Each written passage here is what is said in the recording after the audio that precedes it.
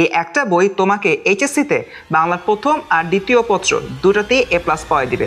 কিভাবে আসো দেখাই। এই বইটি তারাই পাবে যারা আমাদের এইচএসসি 27 অনলাইন ব্যাচ এই কোর্সটিতে এনরোল করেছে। এবার আসো তোমাদেরকে দেখাই এই বইটার মধ্যে কি কি আছে বা আমরা কিভাবে বইটা সাজিয়েছি। বইটা খোলার পরে প্রথমে খুবই গুরুত্বপূর্ণ একটা পার্ট হচ্ছে এই বইয়ের সূচিপত্রটা।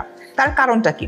তার প্রধান কারণ হচ্ছে সূচিপত্রের মধ্যে আমরা সকল টপিক যেরকম দিয়েছি সকল বইতে থাকে, কিন্তু আমাদের বইটা ভিন্ন এই জায়গা থেকে, গুরুত্বের প্রেক্ষাপট থেকে। তার কারণ হলো আমরা এই অপরিচিত টপিকটা এইচএসসির জন্য কি পরিমাণ গুরুত্বপূর্ণ, অ্যাডমিশনের জন্য কি পরিমাণ গুরুত্বপূর্ণ সেই বিষয়টা আমরা উল্লেখ করে দিয়েছি। এবার চলো নির্দিষ্ট একটা টপিক নিয়ে আমরা আলোচনা করি। আমাদের পাঠ্য বইয়ের খুবই একটা কঠিন কবিতা হলো গিয়ে বিদ্রোহী। এই বিদ্রোহী কবিতাটা আমরা আসলে কিভাবে সাজিয়েছি এই সম্পূর্ণ বইটার মধ্যে আসো দেখাই। ফার্স্টেই আমরা বিদ্রোহী কবিতাটা ঢুকলে দেখতে পাবো একটা টপিক রয়েছে শিখন ফল।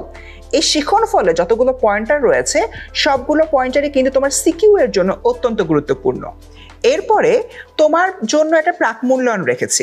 তোমার যদি বিদ্রোহী কবিতা নিয়ে আগে থেকে কোনো আইডিয়া থাকে তাহলে তুমি এই প্রশ্নগুলো সমাধান করে উত্তরমালা থেকে দেখে তুমি নিজেকে একটু জাজ করে নিতে পারবা যে বিদ্রোহী কবিতা সম্পর্কে তুমি অ্যাকচুয়ালি কতখানি জানো।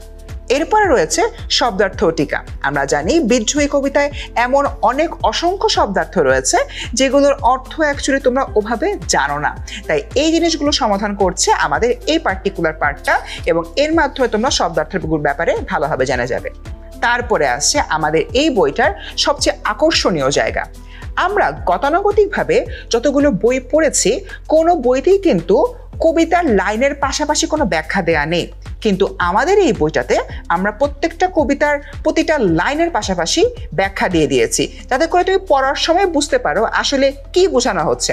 ফর অ্যান এক্সাম্পল, এখানে একটি লাইন রয়েছে, আমি ধৈর্যটি, আমি এলোকেশে ঝড় অকাল বৈশাখীর।